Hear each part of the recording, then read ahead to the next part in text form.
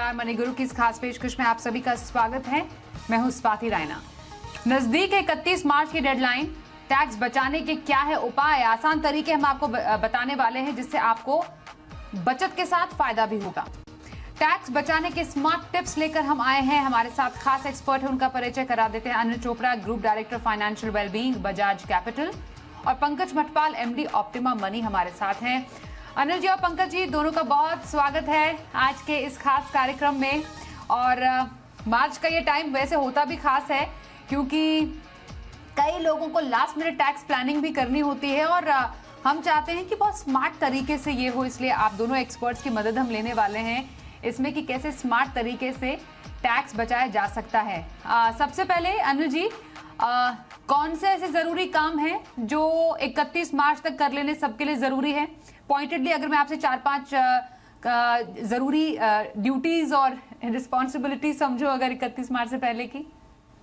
हाँ, देखिए, जो भी आपकी इनकम टैक्स बचाने की जो डिफरेंट इंस्ट्रूमेंट्स हैं और जो आपने बेनिफिट सोचे हुए हैं वो कोशिश कीजिए कि जल्दी से जल्दी करके, और अगर आप कहीं नौकरी करते हैं तो अपने एम्प्लॉयर को दे दें ताकि वो आपका टीडीएस जो है उस हिसाब से कम काटें।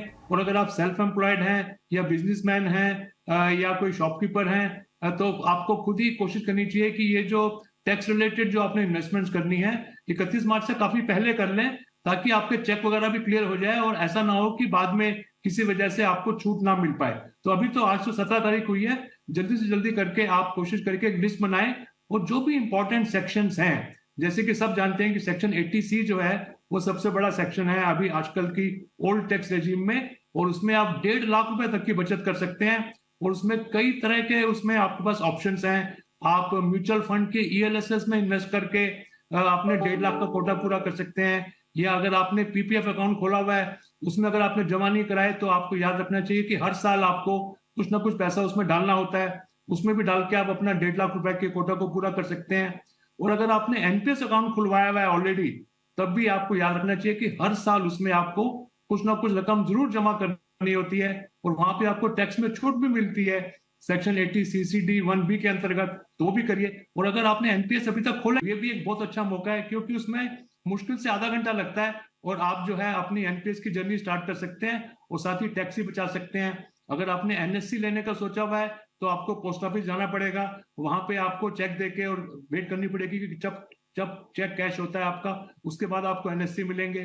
और अगर आपने हेल्थ इंश्योरेंस पॉलिसी नहीं ली हुई है तब भी आपको हो सकता है कि मेडिकल कराना पड़ जाए, उसमें भी 1-2 दिन लग जाते हैं। तो अभी वक्त ये आ गया कि जल्दी से जल्दी आप एक्शन लीजिए, चाहे आपने हेल्थ इंश्योरेंस पॉलिसी लेके सेक्शन 80D के अंतर्गत आपने टैक्स बचाना हो, या आपने अपने लिए कोई टर्म प्लान लेके सेक्शन 80C में जो 1.5 लाख का कोटा है उसमें करना हो। और एक यहाँ पे स्वाति जो बहुत बड़ा एक अपॉर्चुनिटी है सभी के लिए, क्योंकि अभी जो बजट आया था उसमें हमारी जो फाइनेंस मिनिस्टर साहिबा हैं निर्मला सीतारमण जी ने एक अनाउंसमेंट करी थी लाइफ इंश्योरेंस पॉलिसीज को लेके बहुत बड़ी, और वो ये कि 31 मार्च से पहले तो आप जितने भी अमाउंट की लाइफ इंश्योरेंस पॉलिसी का प्रीमियम भरते हैं तो आपको आगे जाके जो उसकी जो रिटर्न्स हैं वो टैक्स फ्री मिलती रहेंगी।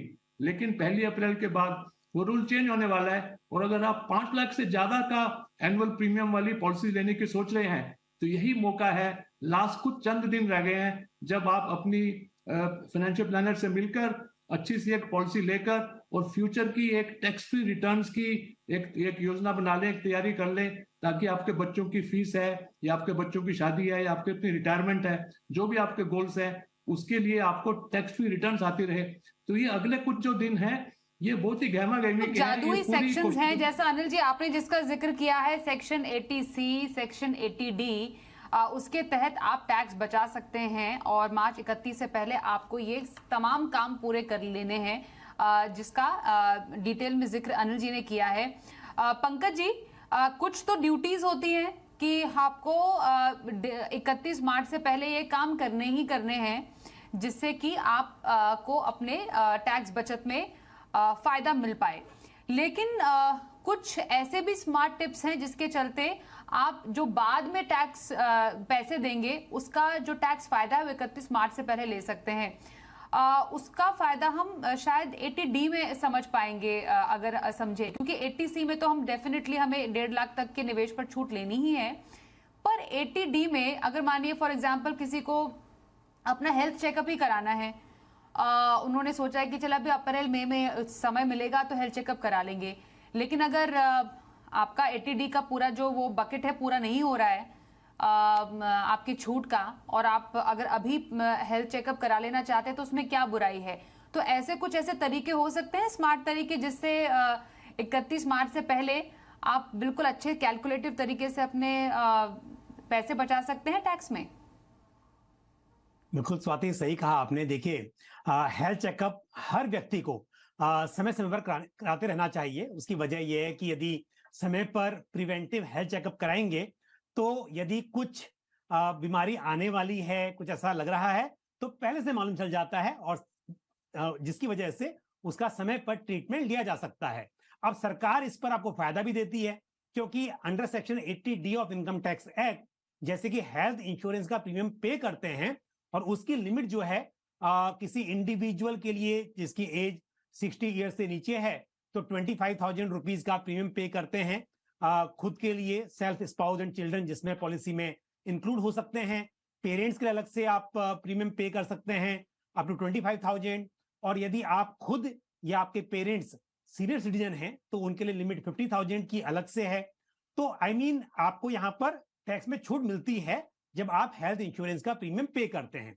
लेकिन जैसा आपने भी कहा कि यदि प्रीमियम का अमाउंट उतना नहीं है, लिमिट पूरी एग्जॉस्ट नहीं हो रही है, तो आप प्रिवेंटिव हेल्थ चेकअप के लिए जो एक्सपेंसेस करते हैं अप टू ₹5,000 उसे भी इसमें इंक्लूड कर सकते हैं। तो आपका एक तो हेल्थ चेकअप हो जाएगा जो करना ही चाहिए और उस पर टैक्स में छूट भी मिल रही हो, तो क्यों आप इंतजार करें, क्यों ना अभी कर लें, ताकि आप इस साल का जो आपका जो टैक्स प्लानिंग है उसी में इसको इंक्लूड कर सके। तो मेरी सलाह भी रहेगी और ये करना ही चाहिए हर व्यक्ति को कि प्रिवेंटिव हेल्थ चेकअप कराना चाहिए और साथ में उसका जो एक्सपेंस है उसे इनकम टैक्स में क्लेम करना चाहिए।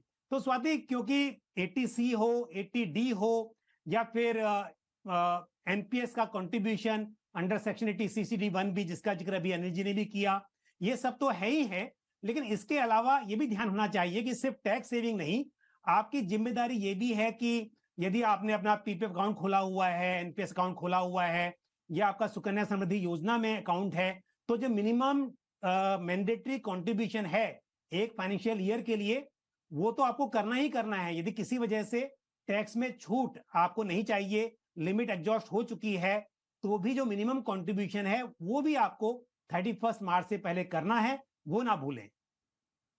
पंकज जी, अनिल जी, एटीडी की यहाँ पर बात ही चल रही है क्योंकि कई लोग और इनफैक्ट कई सीनियर सिटीजन्स जानना चाहते हैं कि जिनके पास किसी भी तरीके का हेल्थ कवर नहीं है या फिर वो हेल्थ इंश्योरेंस नहीं ले पाए हैं, तो एक प्रावधान ये निकाला गया था बजट में कि आपके जो मेडिकल बिल्स हैं या जो आप कंसल्ट करते हैं डॉक्टर से, आप वो देकर भी या आपके जो बच्चे हैं वो अगर क्लेम कर रहे हैं आपके लिए, तो उसके जरिए भी आप एटीडी का फायदा ले सकते हैं।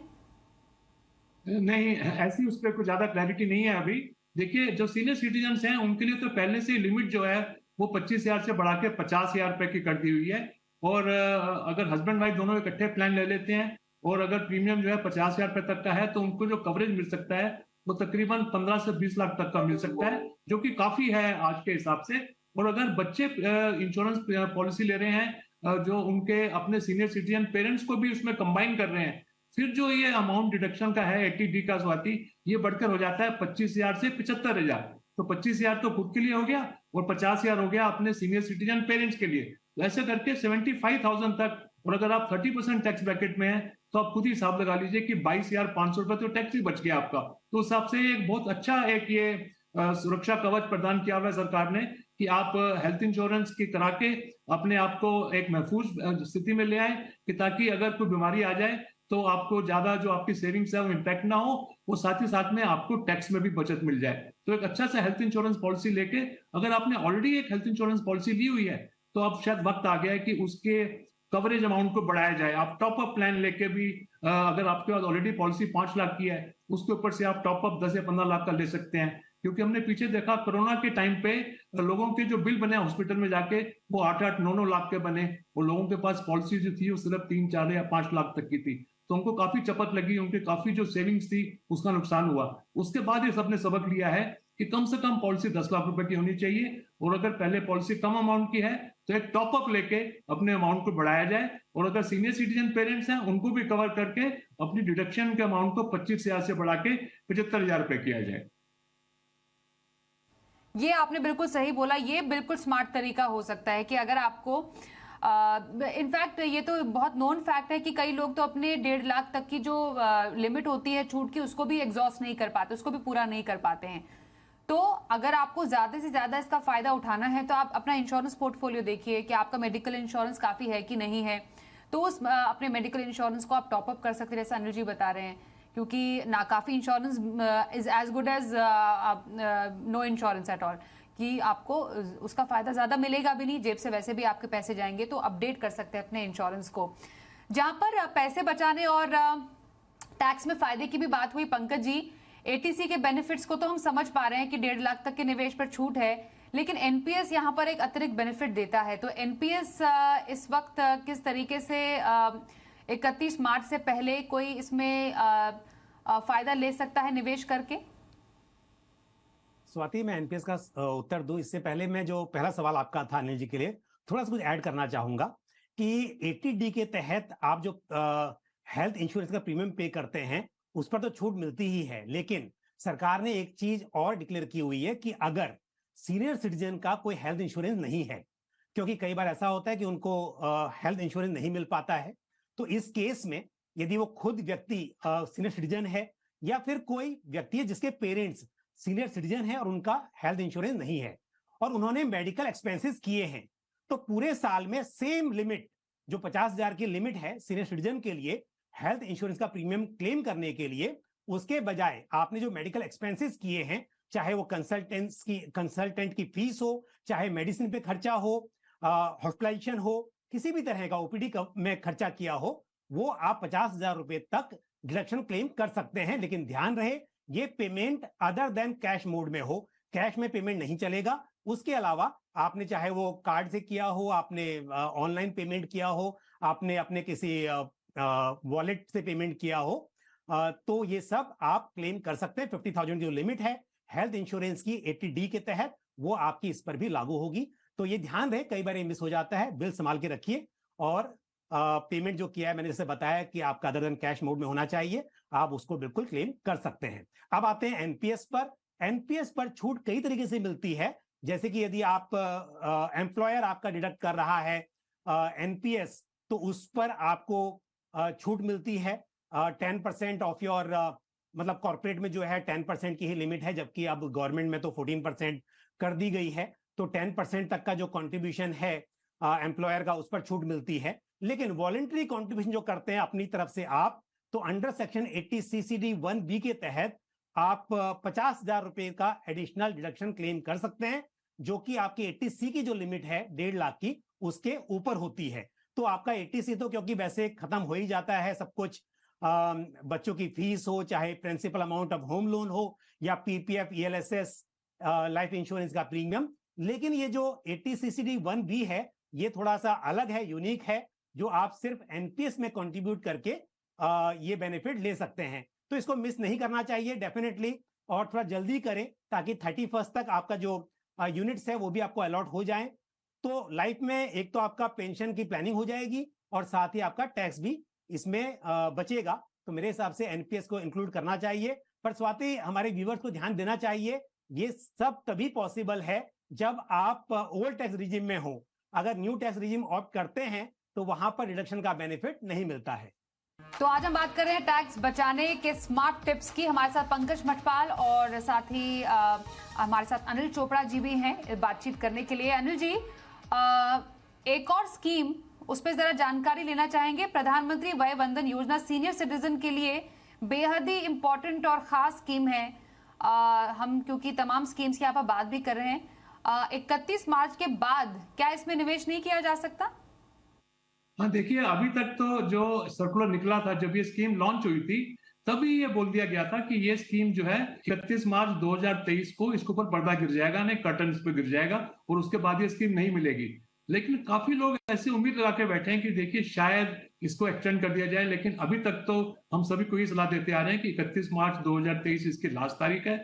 और जिन लोगों ने भी सीनियर सिटीजन जिनकी उम्र 60 से ज्यादा है, जो इसके बेनिफिट उठाना चाहते हैं, क्योंकि ये एक 10 साल की गारंटी रिटर्न की स्कीम है। ऐसी बहुत कम स्कीमें होती हैं कि जिसमें आपको 10 साल तक एक पर्टिकुलर फिक्स रिटर्न मिलती रहे, और वो भी मंथली। तो देखिए यहाँ पे मुंह में पानी आता है कि आप 15 लाख रुपए लगाते हैं तो 9,250 रुपए हर महीने आपके बैंक में आता है, और अगले 10 साल तक गारंटीड सरकार की तरफ से। तो ये बहुत ही बढ़िया पॉपुलर स्कीम है। लेकिन दुख की बात ये, जैसे आपने याद दिला दिया, ये 31 मार्च को बंद हो रही है। हम भी आशा करते हैं कि ये शायद एक्सटेंड हो जाए। लेकिन स्वाति, एक ध्यान देने वाली बात ये है कि एक और जो स्कीम है सीनियर सिटीजन के लिए, जिसका नाम है सीनियर सिटीजन सेविंग स्कीम, जिसमें 15 लाख की लिमिट थी, उसको बढ़ा के 30 लाख कर दिया गया है।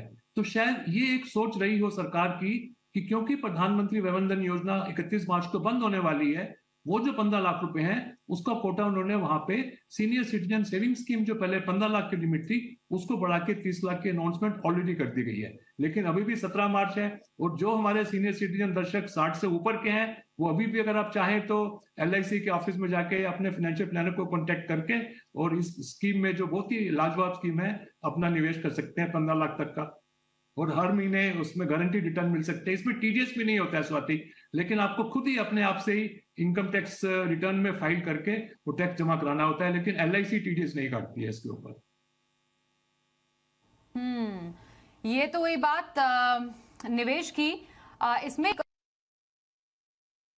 ध्यान में वो ये कि 31 मार्च की डेडलाइन म्यूचुअल फंड निवेशकों के लिए भी बेहद खास है, खासकर उन लोगों के लिए जिन्होंने अभी नॉमिनी का फॉर्म नहीं भरा है। नॉमिनी का जो स्थान है वो अभी भी उनका खाली है।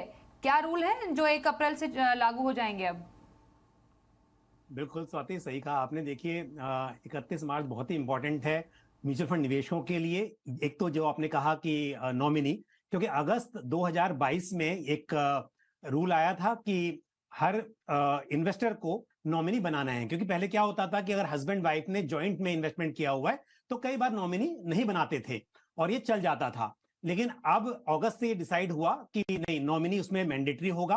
तो जिन्होंने अगस्त के बाद इन्वेस्टमेंट किया उसके लिए तो खैर मतलब, क्योंकि ऑटोमेटिकली वहां पर नॉमिनेशन है ही है। लेकिन जो पहले के फोलियोज थे उसके लिए 31 मार्च 2023 की डेडलाइन है। अगर यहां पर आपने ऑप्ट इन या ऑप्ट आउट, यानी आपको नॉमिनी बनाना है तो बिल्कुल बना दीजिए। अगर नहीं भी बनाना है तो इसकी डिक्लेरेशन आपको साइन करके जमा करनी होगी। आप ऑनलाइन भी कर सकते हैं, लेकिन आपको डिक्लेयर करना होगा कि आप वॉलंटरी ऑप्ट आउट कर रहे हैं, नॉमिनी नहीं बनाना चाहते हैं। तो ऐसा नहीं कि आप भूल गए, आपको नहीं बनाना है तो आप डिक्लेयर कीजिए। अदरवाइज 1 अप्रैल से आपका जो फोलियो है वो फ्रीज हो जाएगा और फिर आप रिडीम नहीं कर पाएंगे अपनी यूनिट्स को अनटिल अनलेस आप नॉमिनी के लिए जो ऑप्ट इन ऑप्ट आउट का ऑप्शन है उसे चुने। दूसरी बात यह भी है, यदि किसी की SIP चल रही है पुरानी, तो अभी तक तो चल रही है, आपके पैसे डेबिट होते रहते हैं और यूनिट्स परचेस होती रहती हैं, लेकिन 1 अप्रैल के बाद वो रुक जाएंगी। तो ऐसे फोलियो जिसमें नॉमिनेशन नहीं है और आपने ये ऑप्ट इन ऑप्ट आउट का डिक्लेरेशन नहीं दिया है, उस केस में SIP भी बंद हो जाएगी। तो ये काम आप 31 मार्च से पहले जरूर करें। साथ ही में यहीं पर ऐड कर दूं कि आधार पैन लिंक करना, ये भी यदि आपने नहीं किया है तो उस केस में भी आप म्यूचुअल फंड में आगे इन्वेस्ट नहीं कर पाएंगे। हालांकि ये तो सभी ट्रांजैक्शंस के लिए है, तो जरूरी है कि आप अपने पैन को भी आधार से लिंक फटाफट कर दें। बिल्कुल। इसमें एक इम्पॉर्टेंट बात अनिल जी, जब हम टैक्स के साथ बचाने के साथ मुनाफा कमाने की बात करते हैं तो ELSS काफी पॉपुलर इस टाइम पे हो जाता है। आपको लगता है कि साल के इस महीनों में almost end of financial year ELSS में काफी ज्यादा इनफ्लो बढ़ जाता है क्योंकि लोग टैक्स बचाने के लिए ELSS में ज्यादा निवेश करते हैं? देखिए डेफिनेटली, पर्टिकुलरली जो नॉन सैलरीड टैक्स पेयर्स हैं, जैसे कि बिजनेसमैन हो गए या शॉपकीपर्स हो गए या सेल्फ एम्प्लॉयड प्रोफेशनल्स हो गए, जिनका कोई एम्प्लॉयर नहीं है जो उनको याद दिला दे कि भी आपने टैक्स में बचत करने के लिए आपने कुछ प्रोविडेंट फंड वगैरह करना है, वो उनका होता ही नहीं है। तो ऐसे लोगों के लिए जो ELSS है एक बहुत ही अच्छा एक विकल्प बनकर आता है, क्योंकि आप जो है एक तो इक्विटी में निवेश जाता है आपका, जिसमें पूंजी निर्माण के चांसेस ज्यादा होते हैं, जिसमें वेल्थ क्रिएशन की पॉसिबिलिटी ज्यादा बढ़ जाती है। और याद रहे कि अगर हम अभी की देखें स्टॉक मार्केट की सिचुएशन को, तो स्टॉक मार्केट में काफी करेक्शन हुआ पड़ा है। मार्केट जो है वो 62,000 से नीचे गिर के 58,000 पे आई पड़ी है। तो ये तो मुंह में पानी आता है कि भाई ऐसे टाइम पर लगा लो ईएलएसएस में, तो एक तो आपका टैक्स बच रहा है। आपने 1.5 लाख रुपए लगाया और अगर आप 30% टैक्स ब्रैकेट में है तो 45,000 तो टैक्स ही बच गया आपका। यानी आपने मुश्किल से 1,05,000 रुपए लगाया और वो 3 साल में बढ़ के तो कहीं से कहीं जा सकता है। और याद रखिए कि इक्विटी में जो निवेश है वो 3 साल के लिए नहीं, कम से कम 7 या 10 साल के लिए करना चाहिए। तो यहाँ पे एक बहुत अच्छा एक ये ऑप्शन बनकर आता है कि आप नॉट ओनली सिर्फ टैक्स बचाएं, बट ऑल्सो आप अपने जो फ्यूचर के गोल्स हैं उसके लिए एक पूंजी और एक कॉर्पस खड़ा कर लें, ताकि आप फ्यूचर में चाहे वो बच्चों की शादी हो, बच्चों की एजुकेशन हो, अपनी रिटायरमेंट हो, या और भी घर बनाने का जो भी आपका सपना है, उनको आप आराम से पूरा कर पाएं। और ईएलएसएस के जरिए अनिल जी जैसा बता रहे हैं कि टैक्स बचत के साथ साथ सिर्फ टैक्स बचाने के लिए नहीं, मुनाफा कमाने की बेहतरीन स्कीम है। और आखिरी सवाल पंकज जी आपसे, प्रॉपर्टी टैक्स 31 मार्च की डेडलाइन, प्रॉपर्टी टैक्स भरने वालों के लिए कितनी खास और क्या करना है? बिल्कुल स्वाति, ये एक पॉइंट है जो बहुत डिस्कस नहीं होता है, लेकिन जब आप income from house property calculate करते हैं तो जो भी आपका रेंट आता है, अगर आपने घर किराए पर दिया हुआ है तो पूरा पूरा रेंट आपकी इनकम नहीं होती, बल्कि income from house property calculate करने के लिए कुछ डिडक्शन आपको अलाउड होते हैं। तो पहले जो ग्रॉस एनुअल वैल्यू है, जो पूरा रेंट आया, उसमें से आप म्युनिसिपल टैक्सेस, जिसको हम असेसमेंट टैक्स या प्रॉपर्टी टैक्स के नाम से जानते हैं, वो जो अमाउंट होता है उसको आप माइनस कर सकते हैं। लेकिन सब्ट्रैक्ट कब करेंगे? जब आपने पे किया हो। तो यदि आपको असेसमेंट टैक्स, क्योंकि साल में 2 बार हाफ ऑफ करके आता है मोस्टली म्युनिसिपैलिटीज में, तो अगर आपको बिल मिला हुआ है तो आप 31 से पहले पे कर दें, ताकि जब आप इस साल का income from house property calculate करेंगे आईटीआर फाइल करते समय, उस वक्त उस अमाउंट को आप माइनस कर पाएंगे, यदि आपने 31 से पहले पे किया होगा। तो पे तो करना ही है, अभी कर दीजिए। बाद में आप जो इंटरेस्ट पे करते हैं होम लोन पर, वो तो आप माइनस करते ही हैं। 30% का स्टैंडर्ड डिडक्शन भी माइनस करते हैं, पर म्युनिसिपल टैक्सेस तभी माइनस कर पाएंगे जब आपने पे किया होगा। तो अगर बिल आया हुआ है तो उसको भर दीजिए 31 मार्च से पहले। ओके, तो जरूरी काम जो करने हैं पूरे 31 मार्च से पहले, टैक्स बचाएं लेकिन स्मार्ट तरीके से। और कैसे आपको ये करना है, ये बताया हमारे 2 एक्सपर्ट्स ने। पंकज जी और अनिल जी, धन्यवाद हमारे साथ इस कार्यक्रम में शामिल होने के लिए। मनी गुरु में आज के लिए बस इतना ही। देखते रहिए जी बिजनेस।